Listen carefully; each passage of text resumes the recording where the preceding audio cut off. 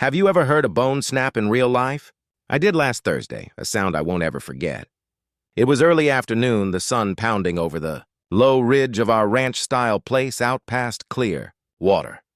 Grandpa was out cutting back the wild hedgerows. Along the lane like he always did when three men in navy blue polos and carrying walkie-talkies strode up the driveway like they owned the place. Big muscled men, clean-cut, identical clipboards. They told us they were from the Clearwater Hills HOA Enforcement Division. The problem was, there ain't no Clearwater Hills HOA. We live on private land, backed by 2 generations of paperwork. I was in the hen yard when I heard the shout, "Grandpa!" and then a heavy thud.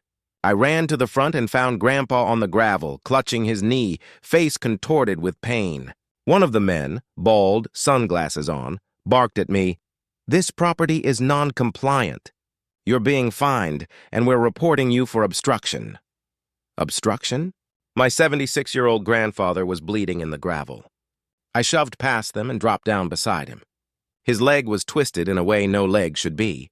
He gritted his teeth. "You're trespassing on my land," he muttered between clenched breaths. Then one of the men shoved me backward. The ringleader keyed his walkie like it was some kind of authority. I fumbled for my phone and started recording. "Who do you work for?" "Show me ID," I asked. "Clearwater Community Compliance," one muttered.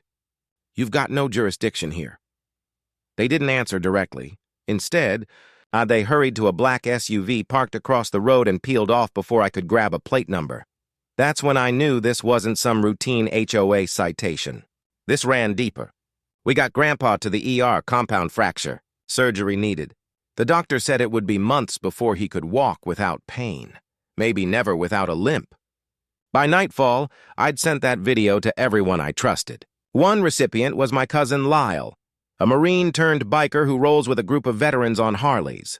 Lyle didn't pester for details. He replied, "Send the address." "We ride at dawn." Dawn wasn't far off. The morning didn't start with birds. It started with thunder from chrome and exhaust, Harleys rumbling down the dirt road like warning drums. At exactly 6:15 a.m., 7 bikes cut through the fog, headlights carving paths through the haze. Lyle led the pack, 6'4", leather vest patched with Marine insignia, a salt and pepper beard whipping behind him. Behind rode Tucker, Denny, Brick, and the rest of the old crew. Most were vets, combat-tested, steady, loyal to the bone. I met them by the front gate. Lyle killed his engine and swung off his bike. "You got the footage?" he asked. I handed him my phone. He watched the moment Grandpa hit the ground, the fake HOA shouting orders, the SUV peeling away. His jaw tightened. "They messed with family," he said. "They don't know the line they crossed." I had pulled what I could from security cameras. No plates on the SUV, but the shirts the men wore bore a small stitched logo, Clearwater Community Compliance. There was no legitimate registry that matched. One blurry frame, though, showed a printed address on a form, Unit 12B, Riverfront Suites. Tucker cracked his knuckles. "Sounds like a front," he said. Lyle nodded. Then we knocked biker style. We rode through sleepy streets, Harleys roaring, windows vibrating as we passed. It didn't take long to find Riverfront Suites, a high-end condo block with a sheen. We pulled into the circular drive. A doorman opened his mouth, then froze at the sight of 8 leather-clad bikers. "Which unit is 12B?" Lyle asked. The doorman babbled something about privacy laws. Brick stepped forward and held up my phone, the video playing Grandpa's fall. "You sure you want to protect these guys?" he asked. The doorman caved and pointed out the floor. We took the stairs 2 at a time. My heart thudded with every step. On the 4th floor, Lyle lifted his boot and knocked. Not with knuckles, but with the flat of a steel-toe boot. Boom. The door cracked. Inside, 3 men shot to their feet. The same faces from the driveway. Clipboard guy, bald sunglasses man, and a 3rd fellow. No walkies this time, just wide, guilty eyes. Lyle stepped inside and held up the phone, replaying Grandpa's fall. The room went still. One man tried to run. Bad idea. He bolted for the back door, but Brick was faster. Before the runner cleared the hall, Brick had tackled him hard into drywall, sending a framed condo map crashing off the wall. The bald sunglasses man raised his hands. "This ain't what you think," he blurted. Lyle had him by the collar and slammed him onto the couch.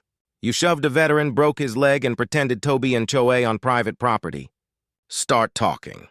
I stood over the third man, the one I hadn't recognized from the incident. He was sweating, lips twitching, eyes darting like a trapped rat. You're not HOA, I said. Who are you? He folded. We were hired, he admitted. Private security gig. A guy named Tanner runs it. Said we were enforcing codes for a pending association. Paid cash, given fake IDs. Lyle's fists tightened. So you were strong-arming people illegally for some shadow outfit? He said. No, we didn't know it was illegal. We were just following orders, the man protested. Brick tossed the runner to the floor beside the couch. Where's Tanner? He demanded. Sunglasses hesitated, then blurted, Warehouse off County Line Road. Used to be a furniture store. He runs it out of there. Files, uniforms, everything. Lyle didn't shout. He didn't have to.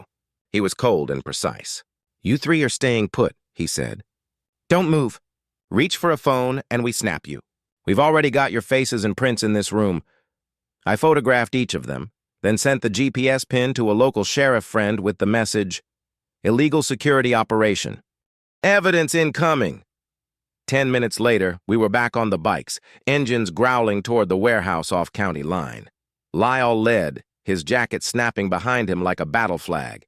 The old furniture outlet looked shuttered from the road, but one side door hung cracked. We coasted inside with engines dead, boots hitting concrete. Desks, filing cabinets, stacks of uniforms, and a bank of monitors filled the dim space. One camera even trained on our property. He's been watching us, I whispered. A voice came from the back. You made a mistake coming here. A tall man stepped out in a black polo with a smug grin and a small pistol tucked at his waistband. He carried the arrogance of someone who thought they were untouchable. Tanner, I said. Lyle didn't bother with politeness. Tanner didn't answer. He just started to tug at his gun. Denny was faster. Click. The hammer of his .45 kissed Tanner's temple before the man could think. This is for Grandpa, Denny said.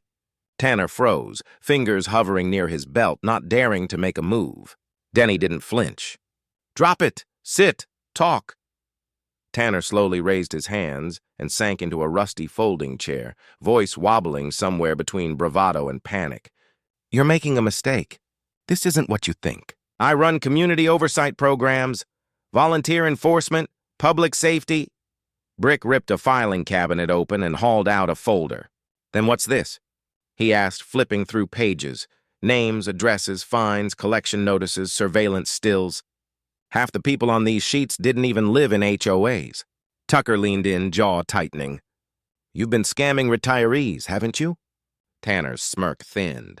Lyle dropped a printed screenshot of Grandpa's fall into his lap. That's my grandfather in a hospital bed because of your fake operation, Lyle said. You sent men to intimidate people. That's assault, elder abuse, and criminal impersonation.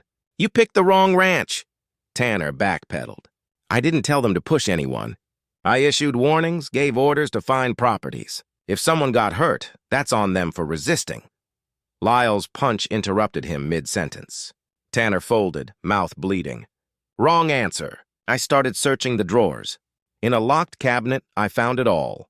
Forged letterheads, laminated badges, templates for fines and audio files, Tanner coaching men on how to bully homeowners and fabricate authority. I held up the tiny voice recorder like a trophy. This is everything. Time to bring in the real law, Lyle nodded. Call your sheriff, buddy. I stepped outside and dialed. Sheriff Morgan didn't need much persuading once I gave him the name and the location. Been hearing rumblings for weeks, he said. No hard evidence until now. Within 15 minutes, several cruisers and an investigator rolled into the lot. We hung back as deputies cuffed Tanner and tagged the files. You're lucky these boys brought it in clean, Morgan told Tanner as he was led to a car. If it were up to the folks you scammed, you wouldn't be walking out. Tanner sat quietly in the back seat, eyes stealing across the lot, finally with nothing to say. Sheriff Morgan turned to Lyle. Appreciate the restraint. You guys could have burned this place down. Lyle let a small smirk show. We came close, he said. As the officers loaded evidence, I looked at my cousins. Dust on their vests, grease on their hands, that stony pride in their faces. "This one's for Grandpa," I said. Lyle patted my shoulder. "We're not finished. Let's go tell him." 3 days later, Grandpa rolled through the gate in the passenger seat of Lyle's pickup, leg in a cast, arm braced, but chest out like a colonel on parade. The nurses had warned him to stay put, but you don't tell a retired Army colonel what he can't do. He stepped onto the porch with his cane and gave the footage a once-over. "I saw it," he grunted. "You boys did right." I handed him the sheriff's report. Tanner was charged with impersonating public officials, fraud, criminal trespass, and aggravated assault. Sheriff Morgan had also ordered a county review of unauthorized HOA-style operations. 2 copycat compliance crews had already folded when county deputies started checking registrations. We figured that would be the end of it. Instead, that afternoon, a gleaming Lexus rolled up the driveway, and a woman marched out like she owned every inch of dirt. Chow Karen in full effect. Pale pink blouse, beige capris, orthopedic sandals clacking, tight blonde curls bobbing. A laminated badge swung on a lanyard at her throat. "What is the meaning of this chaos?" she demanded, voice snapping. "My dues collection team has been arrested. I'm on the board, you know." Lyle cocked his head. "Board of what?" Karen faltered, then blustered. "The Clearwater Neighborhood Homeowners Oversight. I authorized Tanner's work." Grandpa stepped forward despite the cast. "You gave the orders and you broke my leg," he said, cane tapping gravel. Karen's face twisted into contempt. "You people resist order.